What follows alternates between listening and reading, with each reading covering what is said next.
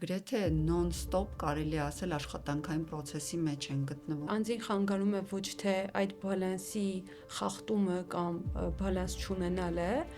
այլ այն միտքը կամ մտքերը, որոնք որ նա լսում է սոցիալական ցանցերում, որ այն ինչ որ իր հետ տեղի է ունենում, լավ չէ կամ վատ է։ Այսինքն նորից գալիս ենք այն մտքին, որ մարդը կարևոր է, որ ինքն իր ներսը նայի եւ իր անձը լավ ճանաչի։ Ու միշտ հարց տալ, ինչքանով են իմ այս գործողությունները երկարաժամկետում իրոք լինելու օգտակար եւ ինչքանով եմ ես ունենալու ուժեր երկարաժամկետի տեսանկյունից։ Մարաթոն վազողները ամբողջ ուժով չեն վազում։ Մեր հասարակությունը շատ է նույնականացնում անձին ու աշխատանքը կամ անձին իր ձեռքբերումների հետ։ Իմ խորին համոզմամբ մենք չգիտենք նաեւ ոնց սկալ։ Իհարկե հնարավոր չէ կյանքում միշտ հաղթող դուրս գալ։ Իհարկե դու չես կարող կառավարել արտաքին իրավիճակները։ Միակ բանը, որ մարդը ինքն իրեն կարող է կառավարել, դա ինքն իր անձն է։ Եվ իրենց աջակցությունը հետևյալ խոսքերի մեջ է, որ մի լացիր, ամեն ինչ լավ է, կյանքը շարունակվում է։ Նույնիսկ եթե օրվա մեջ քեզ հետ պատահում է 100 դրական պատահար, մեկ բացականը շատ ավելի մեծ ուշադրություն է մեր աչքում գրավում։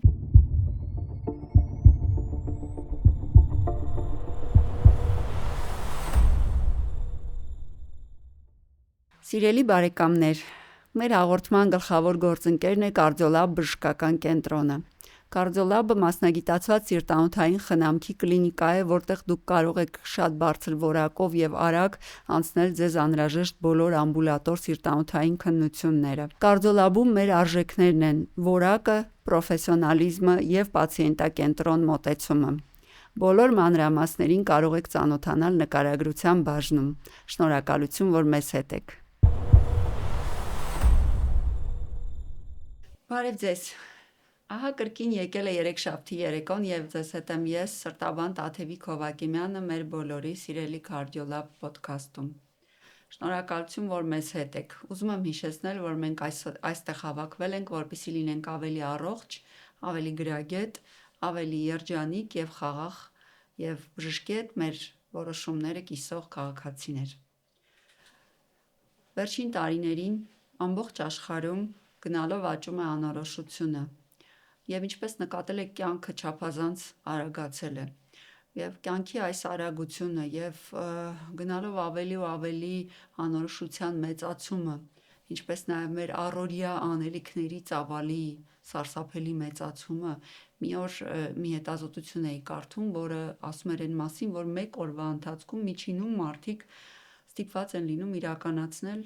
20,000-ից ավելի որոշումներ, որոնք կատարում են ենթագիտակցաբար։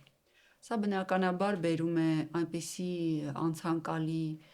եւ տխուր հետևանքների, ինչպիսիք են այրման համախտանիշը,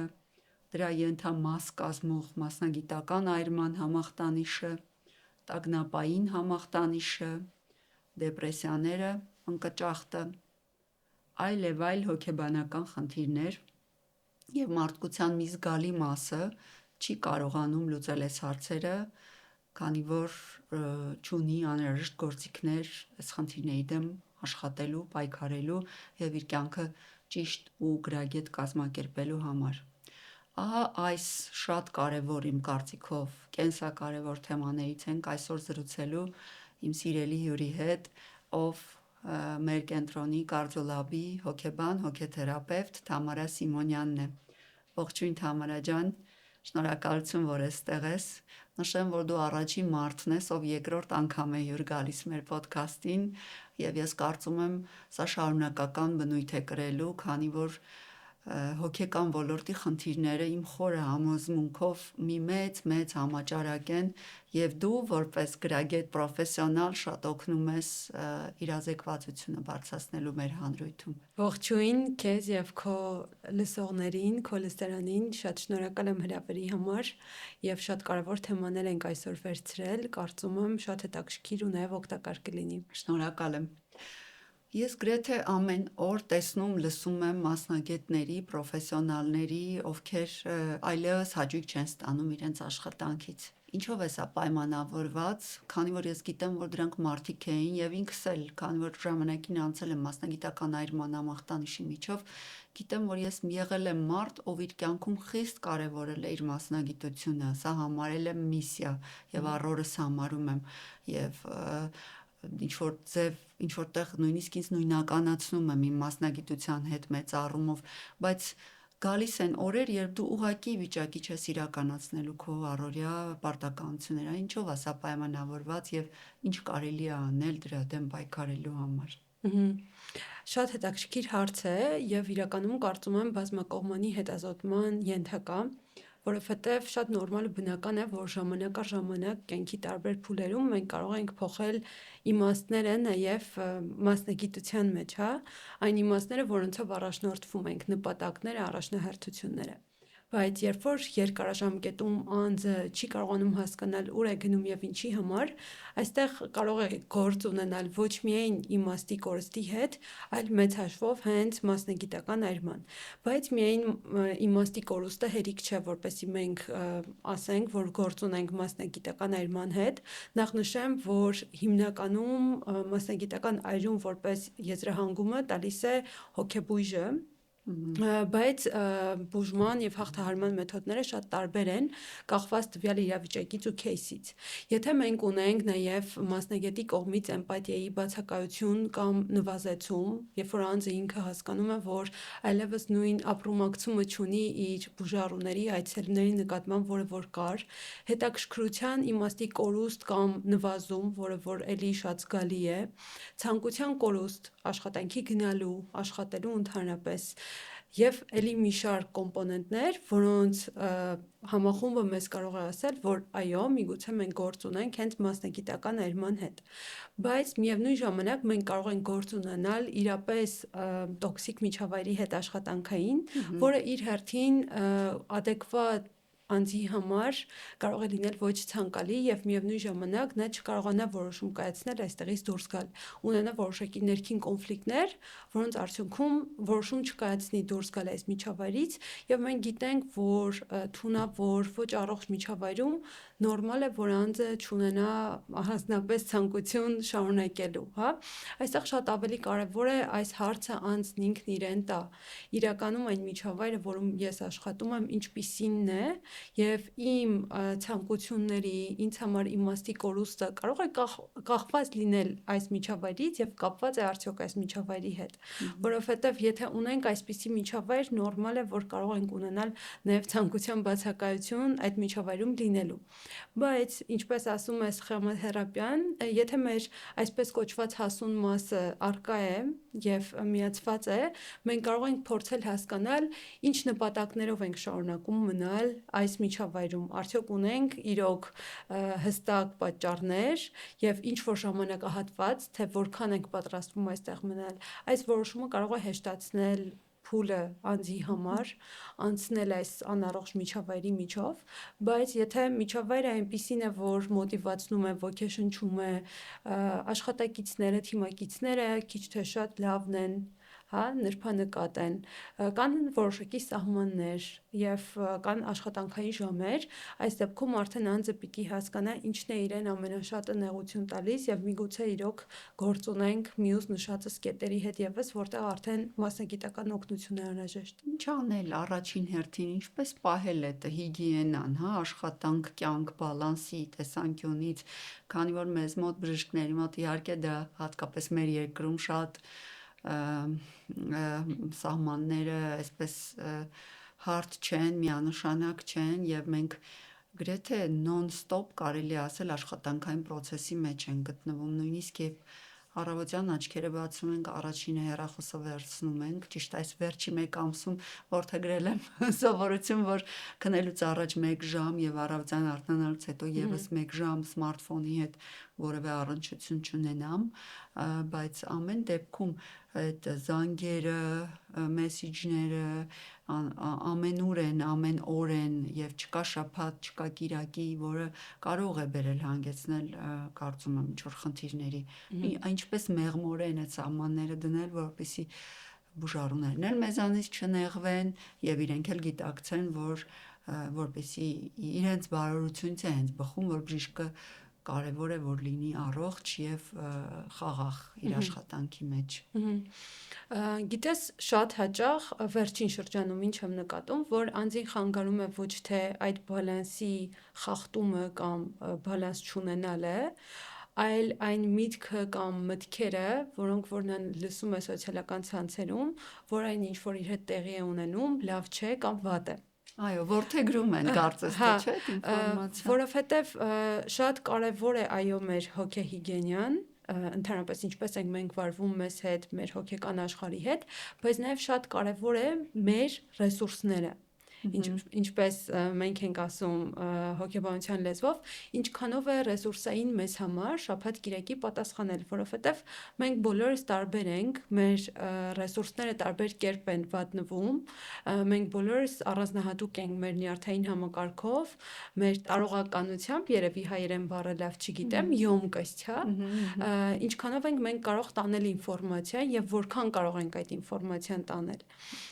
Ու անձը ինքն իր մեջ պիտի հասկանա ինչքանով է ռեալ իրեն խանգարում իր անձի նույնականացումը մասնագիտությանը աշխատանքին, որովհետև այո կան օրինակներ, կան մարդիկ, որոնց կյանքում այդ խախտումը այդքան էլ կատաստրոֆիկ չէ եւ իրենց համար դա միգուցե նաեւ հաճելի է։ Այստեղ ճիշտ ու սխալի հարցը չէ, ավելի շատ ինչպես եք դուք զգում ձեզ այդ բալանսի կամ այսպես կոչված չբալանսի մեջ։ Այսինքն նորից գալիս ենք այն մտքին, որ մարդը կարևոր է որ ինքն իր ներսը նայի եւ իր անձը լավ ճանաչի,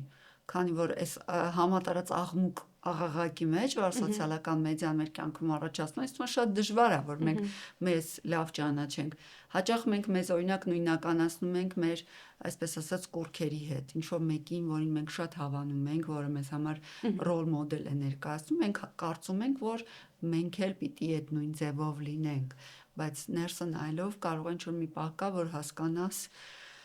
որ դու իրականում բոլորովին այլ բան ես ձգտել կյանքում եւ այս հարցերը կարծես թե ինչ որ բեկումնային տարիք ասեմ կամ չեմ սիրում այդ շատ միջին տարիք հասկացողությունը, որ մի պահի այդ հարցերը քո մեջ առաջանում են, երբ որ դու ստիպված ես վերարժևորել քո ամբողջ կյանքը, որովհետև օրգանիզմդ իր բոլոր ռեսուրսներով ասում է, որ գիտես, ինչ այլևս այսպես շարունակել չարժի, կամ դու գնում ես արդեն վայրեջ ճանապարհով իջնում ես, որովհետև չկարողացար արժևորել, գիտակցել, հասկանալ ինքդ քեզ, ուր ես ուզում գնալ եւ որտեղ ես ուզում լինել եւ այդ ճիշտ ճանապարհի ուղղությամբ չգնացիր։ Իրականում այդ work-life balance հասկացությունը արդեն շատ վաղուց գնում է դեպի այն ուղղությամբ, որ անձը գտնի ոչ թե բալանսը, այլ ներդաշնակությունը այդ երկուսի միջև կամ միգուցե այդ երկուսի միախառնումամբ, որովհետև եթե անձը իրեն իրոք հարմար է զգում, լավ է զգում, եթե շաբաթ կիրակի ինչ-որ գործեր է անում եւ դա իրեն չի հոգնեցնում երկարաժամկետում, նկատում է, որ դա իր համար վատ չէ, այստեղ շատ էլի կարեւոր է դու ներս նայես եւ տեսնես ինչքանով են քո ուժերը հերիքում, ոչ միայն ֆիզիկական, այլ նաեւ հոգեբանական, այլ նաեւ սոցիալական, քո հմտությունները ինչքանով են դա թույլ տալիս, որովհետեւ կա անձի յուրահատկության կտորը, առանձնահատուկ լինելը ու ինչ որ մեկի համար բալանս կարող է լինել 9-ից 6 աշխատանքը 6-ից հետո հեռախոսն անջատել եւ անցնել մյուս ոլորտներին, ինչ որ մեկի համար բալանս կարող է լինել շաբաթվա մեջ 2 օր առաջնահերթություն տալ մեկ ոլորտի եւ մյուս օրերը այլ ոլորտների, այսինքն շատ տարբեր է ու այստեղ բալանսը կարծում եմ անհատի համար յուրահատուկ է եւ իրենն է, ինքը պիտի գտնի որն է իր բալանսը։ Ու հենց այդ է պատճառը, որ ես չեմ կարծում, որ կա մի հստակ ու ճիշտ բանաձև, որ աշխատող կարող է լինել բոլորի համար, բայց միևնույն ժամանակ բնականաբար հանգիստը շատ կարևոր է, հոգատարությունը ինքներս մեր նկատմամբ եւ մեր հոգեկանի նկատմամբ եւ մեր մարմնի նկատմամբ, ինչը որ արդեն ունիվերսալ է բոլորի համար, արդեն այստեղ հարցն այն է, թե ում համար որ հանգիստն է ավելի ոգեշնչող, ռեսուրսներ տվող, ուժ տվող, հա, ինչ որ մեկի համար օրինակ մահճակալին պառկել եւ ոչինչ չանել կարող է լինել հանգիստ, ինչ որ մեկի համար հանգիստ կարող է լինել քայլել եւ երաժշտություն լսել։ Այս երկուսն էլ հանգստի տարբերակներ են, բայց հարցն այն է, որ անձի դեպքում որն է ավելի այսպես կոչված աշխատող։ Բայց բնականաբար սահմանները եւս շատ կարեւոր են, իհարկե էլի ունիվերսալ տարբերակ չունենք, բայց կարեւոր է որ գոնե մեկ օր լինի անձի կյանքում, որ ինքը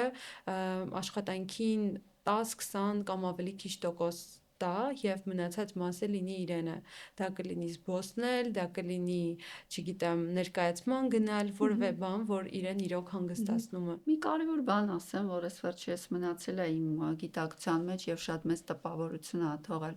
Ես մի ընկեր ունեմ Իսրայելից, ով շատ հաջող է, շատ հաջողակ բժիշկ է, աշխարհահռչակ։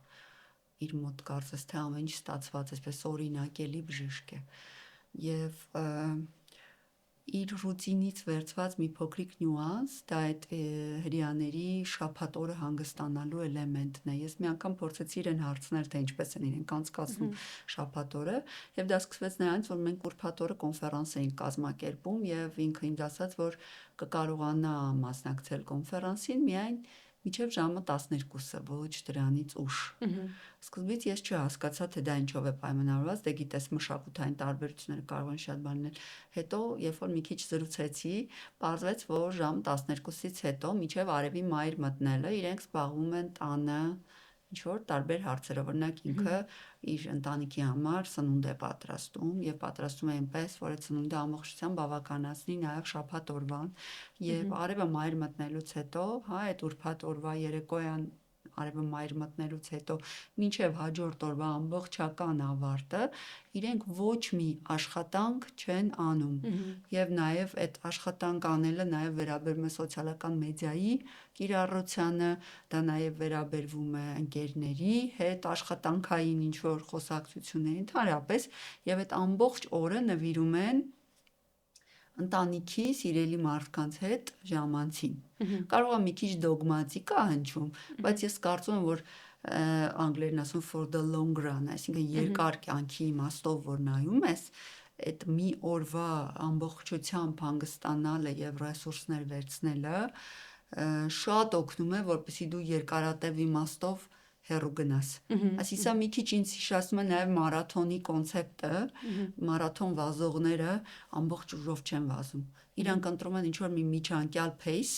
որը վերցնելով իրանք կարողանում են շատ երկար ճանապարհ կտրել, 42 կիլոմետր կտրել, որովհետև այդ ընթացքում նաև կարողանում են հանգիստ ունենալ, այսինքն ռեսուրսներ վերցնել։ Ես կարծում եմ, որ շատ կարևոր է մտածել երկարաժամկետի մասին ու միշտ հարց տալ, ինչքանով են իմ այս գործողությունները երկարաժամկետում իրոք լինելու օգտակար եւ ինչքանով եմ ես ունենալու ուժեր երկարաժամկետի տեսանկյունից մարմնի իմաստով, ինչքանով եմ ֆիզիկապես կարողանալու դա անել հոգեկանի իմաստով, որովհետեւ հիմա տեսնում ենք, որ կան երկու ծայրահեղ մոտեցումներ ու տենդենսներ, մեկը 24/7 աշխատանքի անընդհատ աշխատանքի մասին խոսելն է, թե որքան լավ է, հա, հաջողության որպես, այսպես ասած, գրավական, իսկ մյուս ծայրահեղությունը կյանքը դանդաղ ապրելը ու դանդաղեցնելն է։ Ինչու են այս երկուսը հաճախ ծայրահեղության մասին ու երկու ծայրերի մասին, որովհետև էլի մենք բաց ենք թողնում անձի ֆակտորը, մենք ում մասին ենք խոսում, որովհետև մենք գործ ունենք տարբեր առանձնահատկություններով մարդկանց հետ, հոգեկանի տարբեր մեխանիզմներով մարդկանց հետ, ում համար օրինակ 24/7 աշխատանքը ոչ միայն ցանկալի չէ, այլ նաև վտանգավոր է։ Ու շատ կարևոր է, բացի այն, որ ընդհանրապես հանգիստը կարևոր է, բայց նաև նյարդային համակարգի որոշակի առանձնահատկություններ կան, որոնց դեպքում 24/7 աշխատանքը իրոք կարող է շատ հյուծող լինել եւ ընդամենը մի քանի օր անց անձը կարող է լինել հենց մեր քննարկած կետում, որտեղ որ ինքը չունենա հետաքրքրություն ունենա իմաստի կորուստ եւ այլն։ Ու շատ կարևոր է չմոռանալ ինչքանով ես ունեմ ուժ անընդմեջ 24/7 աշխատելու առանց հանգստի, առանց ինձ համար կարևոր ոլորտների, ինչքանով ես դա կարող եմ անել։ Այո, մի քանի օր կամ ինչ-որ փուլում միգուցե մենք բոլորս կենտրոնացնենք մեր ուժերը եւ կարողանանք, բայց ինչպես դու նշեցիր, երկարաժամկետում կարողանալու եմ սա անել։ Հաճախ սա նաեւ ինչ-որ մրցակցության մասին է, ներքին մրցակցության, մեր ներքին քննադատի, որ եթե ես անընդհատ չաշխատեմ, ինչ-որ բան բաց կթողնեմ, որոշակի համոզմունքների, որ պիտի անընդհատ լինեմ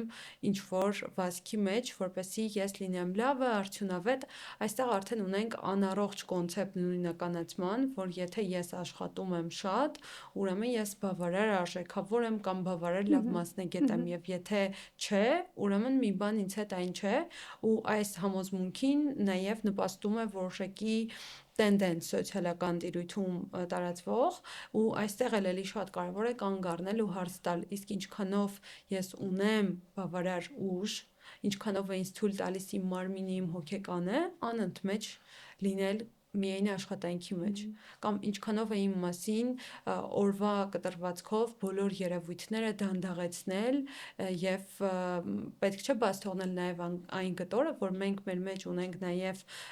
այդ հասուն մասին, որը ի վերջո կայացնում է որոշումներ եւ այո, ոչ ամեն ինչը որ մենք ցանկանալու ենք անել, ոչ ամեն ինչը ինչի համար մենք ունենալու ենք հավես,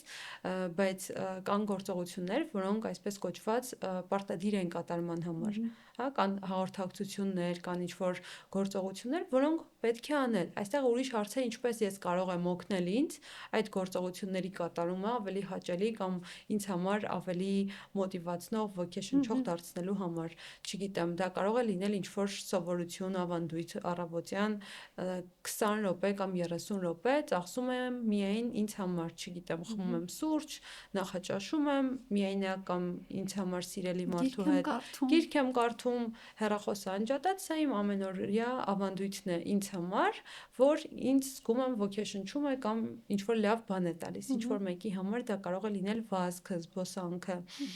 Այս փոքրիկ ռիտուալները իրականում շատ հզոր ուժ ունեն, երբ որ մենք ամենօրյա կատարում ենք, դա կարող է հզոր ուժ լինել այդ հանգստի տեսանկյունից, որ մեր մարմինը եւ հոգեկանը կարծես պարգևատրվում է ու մենք նոր ուժեր ենք ստանում ինչ որ այլ բան անելու համար։ Ինքս ինձ համար վերջին երևի 2 տարվա ընթացքում փոքրիկ բան եմ մտածել, արարողակարգ, կիրակի օրերը հիմնականում կիրակի, կարող է որոշակիորեն փոփոխվել, փորձել տրամադրել բնության գրկում ինչ-որ մի բան անել, գնալ շատ ծառաշատ ինչ-որ վայր, բացահայտել, լինել սիրելի մարդկանց հետ ու փորձել այդ 1 օրը կամ օրվա մի մասը անցկасնել առանց հեռախոսի, առանց սոցիալական որևէ հարթակի, ուրիշ ոչինչ չանել, ուղղակի զգալ բնությունը, ֆիքսել իմ մտքերը, ոնց եմ ինձ զգում ու դա զգում եմ, որ շատ հզոր ուժ է ամբողջ շաբաթվա համար։ Բայց միանշանակ համամիտ եմ քեզ հետ, դա այդպես է իմ դեպքում էլ, ես նույնիսկ եթե չեմ կարողանում ինչ-ինչ պատճառներով քաղաքից դուրս հայտնվել, ապա միայն այն, որ պատուհանը բացում ես եւ դիմացդ բնության պատկեր ես տեսնում կամ ինչ-որ ֆրակտալների ես հանդիպում, ու միայն աչքերիդ մեջ վերցնել այդ պատկերը պահելը կարող է բավականին շատ էներգիա տալ, ի տարբերություն էկրանների նայելու կամ մարդու կողմից ստեղծված այլ բաներով զբաղվելու, սա իսկապես շատ հանգստացնող է։ Ուղղակի անգամ 20 րոպե, 1 ժամ քաղաքում քայլելը առանց շտապելու զգացողության,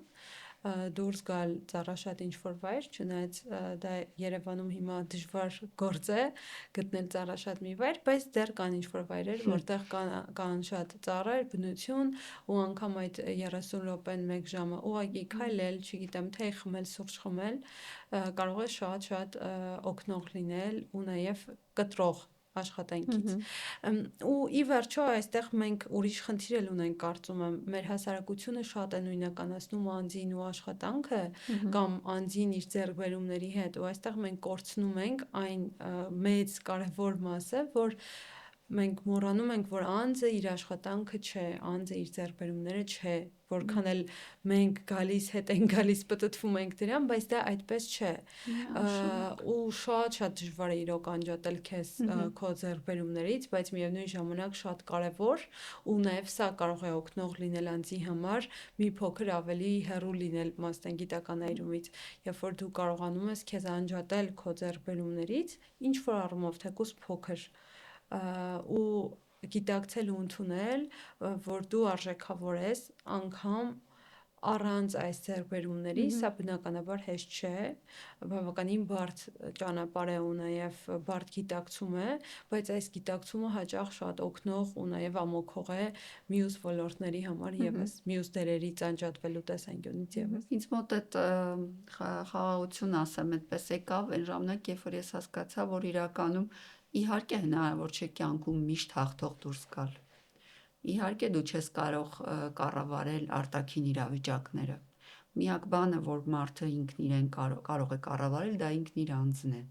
Այն էլ շատ գիտակից լինելու պարագայում։ Մնացած ամեն ինչը անհնար է կոնտրոլի տակ պահել, եւ այդ պահը, երբ որ դու գիտակցում ես, որ պարտադիր չի, որ դու քո շրջապատը կարողանաս կոնտրոլի տակ պահել եւ քո շրջապատում տեղի ունեցող իրադարձությունները կոնտրոլի տակ պահել, դա շատ մեծ թեթևություն է բերում։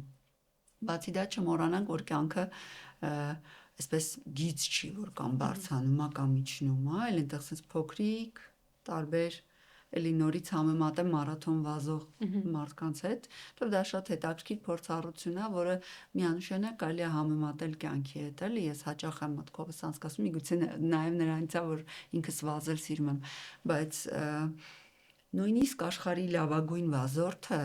միշտ չի եւ ամեն մարաթոնի չի, որ հաղթում է։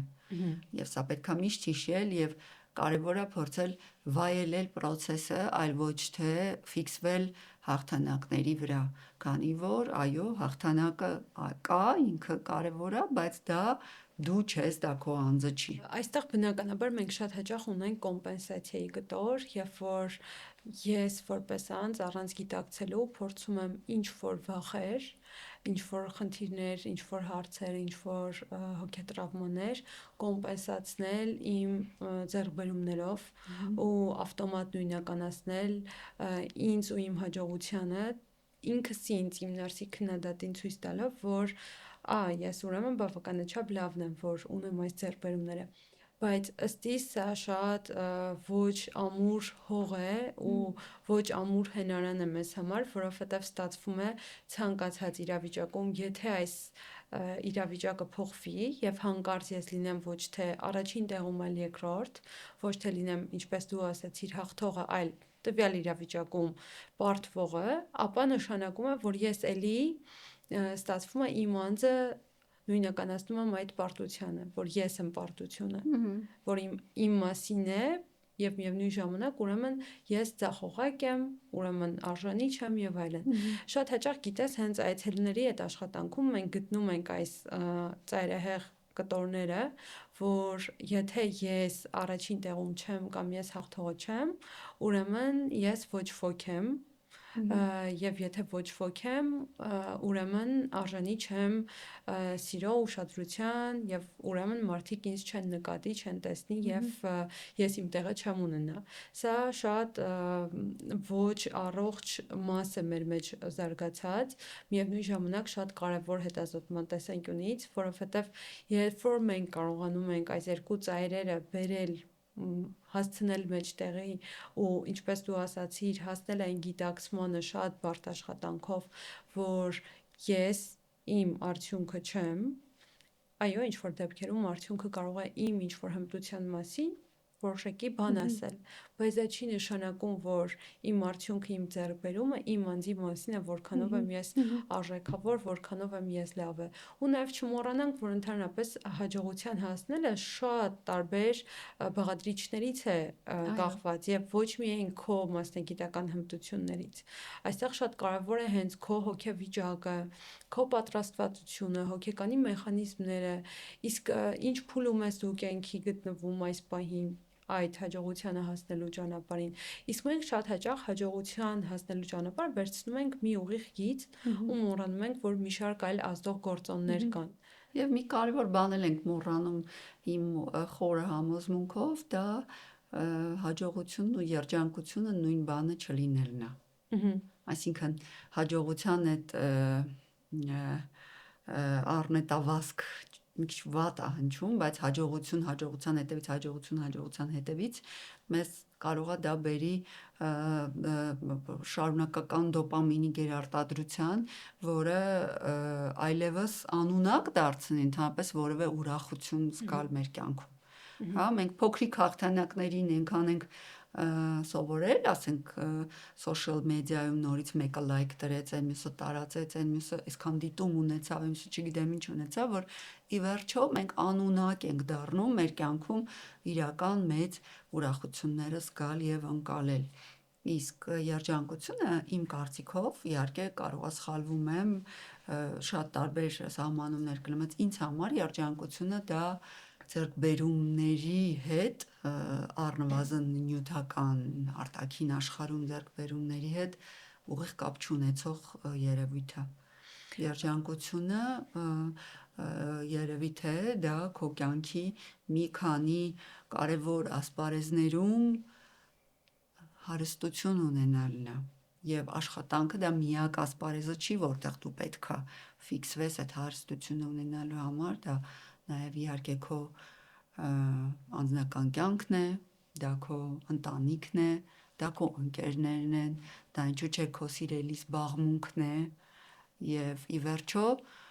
մինիմալ կախյալություն ունենալը այդ ամեն ինչից նույնպես երջանկություն է։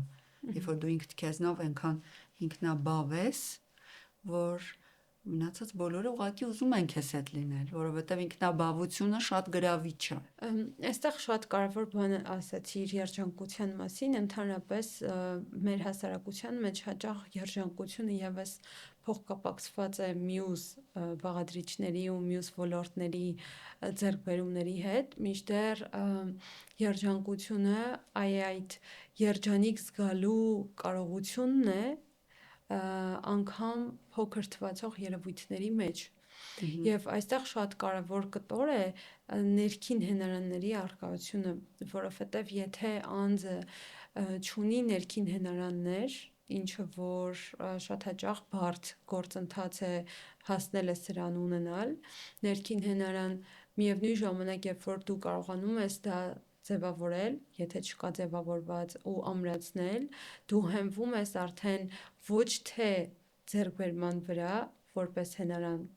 այլ հենվում ես ընդհանրապես որպես անձ քո արժեքի վրա, որ ես արժեքավոր եմ, որովհետև շատ հաճախ մենք կարող ենք շփոթել ինքնընկալումը ու արժևորումը մեզ որպես անձ ինքնագնահատականի հետ,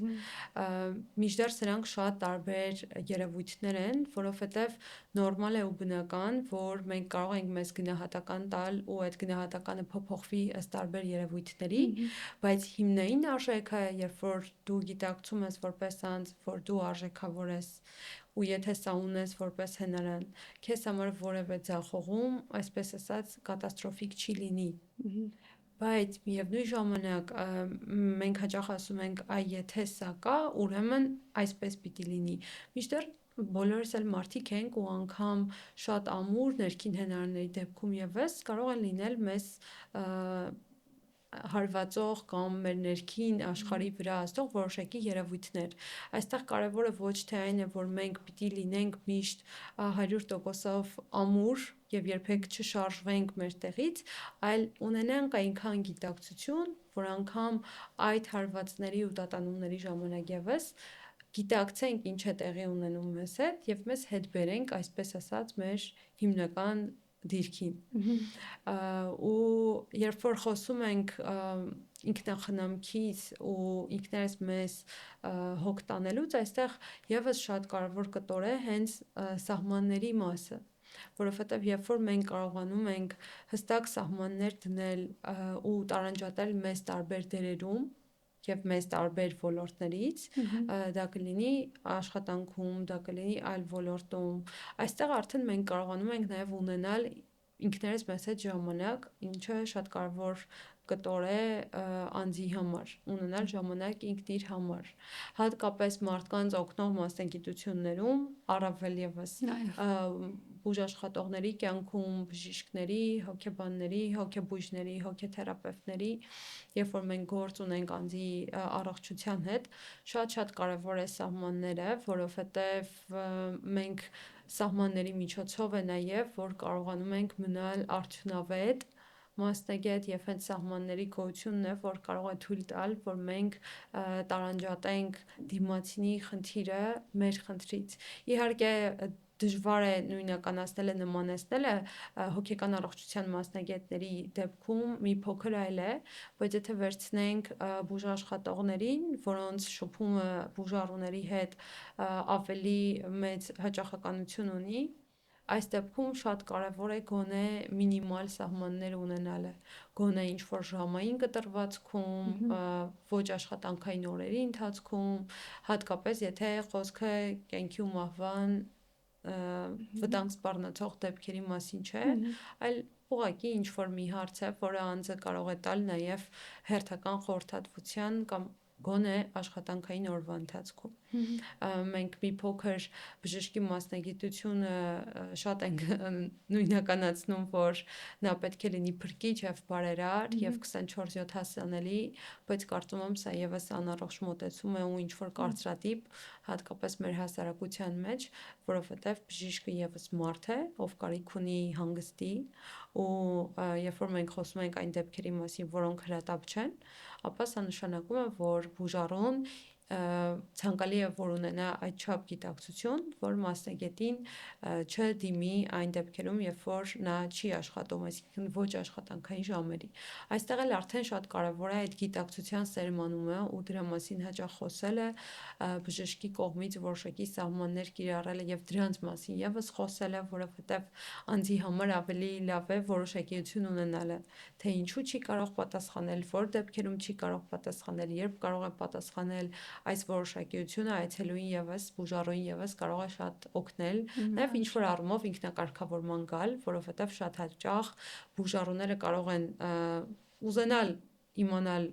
այդ պատասխանը ինչ որ հարցի, զուտ որովհետև իրենք չեն կարողանում կարգավորել իրենց վախերը, տագնապները, այս դեպքում էլ շատ կարևոր է, որ բժիշկները կարողանան աշխատել, համագործակցել հոգեկան առողջության մասնագետների հետ, հոգեկան առողջության ոլորտի ներկայացուցիչների հետ եւ որոշ դեպքերում նաեւ այցելուներին տեղյակ պահել, բուժառուներին իրենց ոչ օբյեկտիվ վախերի կամ տագնապների մասին։ Մենք խոսեցինք կյանքում պատահող դժբախտություններից կամ անհաջողություններից, դժբախտություն չասենք, որոնք են այն ստրատեգիաները, որ հոգեբանը, հոգեթերապևտը խորհուրդ է տալիս իրական վշտի process-ով անցնող մարդկանց հետ, քանի որ վերջերս մեր երկրում, մեր բուժառուների մեջ մենք ցավոք շատ ենք տեսնում նման խնդիրներ հետպատերազմական երկրում գտնվող բուժառուների կողմից եւ կան արդյոք ինչ որ միջոցներ, մեթոդներ հոգեբանական, որոնք կարող է անձը կիրառել իր վիշտը, ու չասեմ պատվով, բայց կրելու եւ դրանից դուրս գալու համար։ Իմ խորին համոզմամբ մենք չգիտենք նաև ոնց սկալ։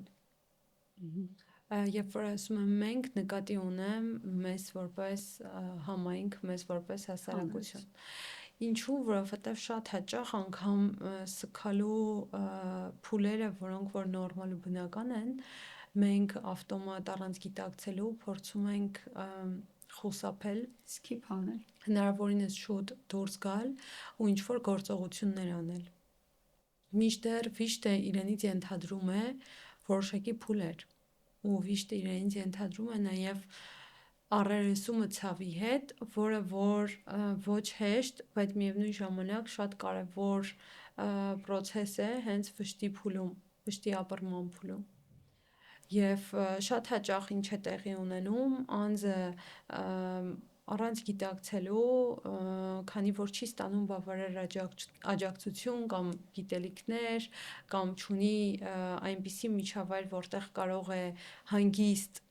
իր վիշտը ապրել, իր սուգը ապրել, նա պարզապես բաց է թողնում մի քանի կարևոր փուլեր կամ հակառակը մնում է մի փուլի մեջ, որովհետև վիշտը իրենց ենթադրում է, որ սկզբում անձը կարող է մերժել, չուզենալ առերեսվել այս իրականությանը, դրանից հետո մենք կարող ենք ունենալ փուլ, որտեղ անձը ունի որոշակի էպիզոդներ ընկճախտի նման, մենք ունենք փուլ, որտեղ անձը փորձում է իր պատկերացմամբ համագործակցել երևակայական կերպարների հետ կամ երևույթների հետ բերելու անցյալը, ինչ որ առումով այսպես կոչված առևտուր անել, եթե ես սա անեի, այսպես կլիներ, եթե սա լիներ, սա կլիներ, եւ այս փուլերի միջով անցնելուց հետո է միայն որ գալիս է ընդունումը։ Մենք շատ հաճախ երբ որ աշխատում ենք մարդկանց հետ, արդեն բաց թողնված են լինում կարևոր փուլեր, որի արդյունքում էլ ընդունումը չի գալիս կամ հակառակը անձին թվում է, որ ինքը արդեն անցել է, հասել է ընդունման, մինչդեռ չի ապրել իր ցավը, չի սքացել կամ չի ունեցել համապատասխան միջավայր, որովհետև ցավով պիտի նշեմ, որ շատ հաճախ կողքի մարդիկ, հարազատները ավելի են վնասում իրենց մտքերով, խոսքերով, թեկուզ դրական միտումներով, պարզապես չգիտեն ինչպես աջակցել եւ իրենց աջակցությունը հետեւյալ խոսքերի մեջ է, որ մի լացիր, ամեն ինչ լավ է, կյանքը շարունակվում է, պետք չի այդպես լինես, եթե նա ողջ լիներ, նա կուզեր քեզ երջանիկ տեսնել, ու սա կարծես մի նոր ալիք է ստեղծում անձի համար մեղքի զգացողության, որ ես պիտի փաստորեն ժպտամ, պիտի ցույց չտամ իմ ցավը, պիտի զսպեմ, ինչն էլ իր հերթին կարող է անձին գցել այսպես կոչված սառցակալման մեջ, հայերեն բառը, երբ որ էմոցիաները սառում են եւ անձը ուղղակի չի կարողանում հասկանալ ինչ է տեղի ունենում, սա եւս շատ նորմալ արձագանք է տրավմային, տրավմատիկ իրադարձությանը ու դրա համար այստեղ շատ կարեւոր է հենց հարազատների ու ճիշտ միջավայրի աջակցությունը։ Ինչ պետք է անել, ինչ անենք, եթե մեր ընկերը, մեր մտերիմը հայտնվել է այդ ծանր սգի կարգավիճակում։ Ամենակարևոր կետը ուղղակի ներկա լինել, ցույց տալ ներկայության ցանկություն եւ ցույց տալ անձին, որ մենք պատրաստ ենք իր կողքին լինել, եթե դա իրեն հարմար է եւ եթե դա իրեն չի խանգարում, ինչ որ հատուկ բառեր չփնտրել, հատուկ ճիշտ պատասխաններ չփնտրել, բայց եւ չասել բաներ, որոնք որ իրականում մեր սուբյեկտիվ կարծիքն է, օրինակ հատկապես չասել, որ կյանքը շարունակվում է, որ ամեն բան լավ կլինի, որեմն այսպես պետք է լիներ, այս բառերը ոչ միայն օգնող չեն, այլ նաև կարող են վնասող լինել անձի համար։ Ուղղակի ներկա լինել, հնարավորության դեպքում թույլատնել անձի որոշակի բազային գործողություններ, քչացնել, ինչ որ բաներ, որոնք որ տվյալ անձը պիտի կազմակերպեր, վերցնել մեզ վրա, եթե մենք դա կարող ենք անել, եւ ցույց տալ աջակցություն այնքանով ինչքանով որ մենք ինքներս էլ կարող ենք աջակցել։ Թվացial մինիմալ բաներ են, որոնք իրականում երբեմն շատ դժվար է իրականության մեջ գործածելը, բայց նաև շատ օգնող կարող են լինել անձի համար։ Ուղղակի ցույց տալ, որ մենք իր կողքին ենք, պատրաստ ենք աջակցել եւ իր բեռը թոթափել որոշակի կենցաղային կամ այլ հարցերում։ Շնորհակալություն, այս շատ կարևոր է, բայց մի կարևոր հարց էլ ունեմ նախքան մեր էպիզոդի ավարտը, որ ուզում եմ քեզ հետ քննարկենք։ Մեր ժողովուրդը շատ տառապած, տանջված ժողովուրդ է։ Մենք կարծես թե այդ վշտին, սգին շատ սովոր ենք, բայց ես մեծ հույս ունեմ, որ մենք ինչ-որ մի պահի կկարողանանք նաև փորձել կուլտիվացնել ուրախությունը, երջանկության զգացումը, այդ ուրախ պահերը, այ որոնք են այդ մեթոդները։ Ես նկատել եմ ինձ համար, իմ ներսում, որ օրինակ հումորի զգացումը, օրինակ շնորհակալության զգացումը, երբ որ մենք փորձում ենք ֆիքսվել դրանց վրա, հա, դրականի վրա ֆիքսվելը շատ բարդ է։ Նույնիսկ եթե օրվա մեջ քեզ հետ պատահում է 100 դրական պատահար, մեկ բացականը շատ ավելի մեծ ուշադրություն է մեր աչքում գրավում։ Բայց ինչպես մեծացնել այդ դրականը եւ ինչպես փորձենք փոխանցել մեր շրջապատին, մեր բուժառուներին, մեր ընկերներին, որ այո, դրականը նույնպես կա եւ ինքը շատ ավելի շատ է եւ ժամանակն է ուրախությունը կուլտիվացնելու եւ մեծացնելու, քանի որ ինչի վրա որ ֆիքսվում ես, նա էլ կյանքում մեծանում է։ Իրականում սա կարծում եմ մի առանձին էպիզոդի թեմա է, բայց եթե կարճ, ընդհանրապես նեգատիվիզմը ինքը եւս ստրատեգիա է, որը որ ձևավորվում է որոշակի ցավեցնող, բարդ, տրավմատիկ իրադարձության արդյունքում, ու շատ հաճախ անձին իրոք բավականին մեծ ճանապարհ է պետք հասնելու նրան, որ ինքը սկսի վայելել, որովհետեւ անձը ով ապրել է տրավմա, իր համար ամենօրյա թվացial դրական գործողությունները իր համար բավականաչափ դրական չեն եւ ընդհանրապես ուշադրության արժանի չեն, ու այստեղ շատ հաճախ բավականին երկար ճանապարհ է պետք, նախ որովհետեւ անձին պետք է նախ հաղթահարել իր անցածը, որը նա չի ապրել, եւ հետո միայն սկսել սովորել, նկատել ու ապրել։ Սկզբի համար որպես այսպես ասած փոքրիկ վարժություն օրվա ընթացքում ֆիքսել 3-ից 5 բան, որ ինձ հետ տեղի է ունեցել, ինչ լավ բան է տեղի ունեցել, անգամ եթե դա շատ փոքրիկ մի բան է, չգիտեմ, հաճելի ինտրիգ ունեցա ընտանիքիս անդամների հետ, կամ հաճելի զրույց ունեցա գոլեգայիս կամ ընկերոջս հետ, 3-ից 5 բան, որ ձեզ ուրախացրել է, ինչ որ լավ ռեսուրսներ է տվել, դրական ինչ որ լիցքեր է տվել, կամ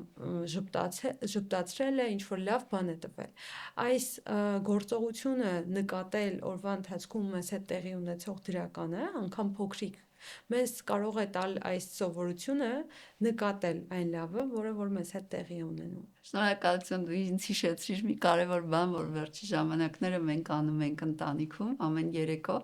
երեխաների հետ հավաքվում ենք եւ շնորհակալություն խաղն ենք խաղում։ Հերթով շատ հետաքրքիր խաղ կլինի։ Հերթով ասում ենք շնորհակալություն այդ օրը պատահած դրական բաների համար, որ մեզ հետ պատահել է։ Մենք էլ ունենք այսպիսի մի սովորություն ընտանեկան, ծիսակարգ, ասել շնորհակալություն դիմացինին, այն թվացial, էլի եմ ասում, թվացial փոքրիկ բաների համար, որոնք որ նա արել է քեզ համար օրվա ընթացքում կամ շաբաթվա ընթացքում, օրինակ ապրած, որ ինձ հիշեցրեցիր այսինչ բանը, հա, թվում է փոքրիկ մի բան է, բայց անձը արել է քո նկատմամբ, ու այդ շնորհակալությունը այնքան մեծ զորույշ է տալիս անձին, որ ինքն էլ նկատի, թե ինչ է արել ու ինչքան լավ բաներ են ձեզ հետ տեղի ունեցել։ Դրական բոնուսներ է։ Հա։ Թամարա ջան, շատ շնորհակալություն, շատ խորքային, հետաքրքիր էպիզոդի հյուր լինելու համար։ Շնորհակալություն, որ չնայած քո բազմազբաղ գրաֆիկին կարողացար այսօր չմերժել եւ մեզ հետ լինել։ Եթե ինչ-որ մեսիջ կամ հղում ունես, որ կարող ես ուղղել մեր դիտորդներին, ապա շատ շնորհակալ կլինենք։ Շնորհակալ եմ նաեւ քեզ այս հաճելի ու օգտակար զրույցի համար, որպես վերջաբան ուզում եմ ասել, որ ձեզ հետ ամեն բան նորմալ է, ձեզ հետ ամեն բան կարգին է, ուղղակի եկեք պայմանավորվենք ավելի շատ ներս նայել ու թեկուս ինքնուրույն կամ ինչու ոչ մասնագետի օգնությամբ այն պատասխանները, որը որ փնտրում ենք, անպայման ի հայտ կգան։ Բարեկամներ, սովորենք ավելի շատ մեր ներսը նայել, ճանաչել մեր անձը եւ պատասխանները ավելի շատ ի հայտ կգան, ինչպես նշեց մեր այսօրվա էպիզոդի հյուրը, հոգեբան, հոգեթերապևտ Թամարա Սիմոնյանը։ Շնորհակալություն, որ մեզ հետ եք, ձեզ հետ էի ես, Տաթևիկը եւ Կարդիոլաբ ոդքասթը։ Եթե հավանում եք այն, ինչ անում ենք, խնդրում ենք տարածել մեր հաղորդումները, ուղարկեք ձեր ընկերներին, միգուցե ինչ-որ մեկին ինչ-որ միտեղ սա օգտակար լինի։ Ցտեսություն, մինչ նոր հանդիպում։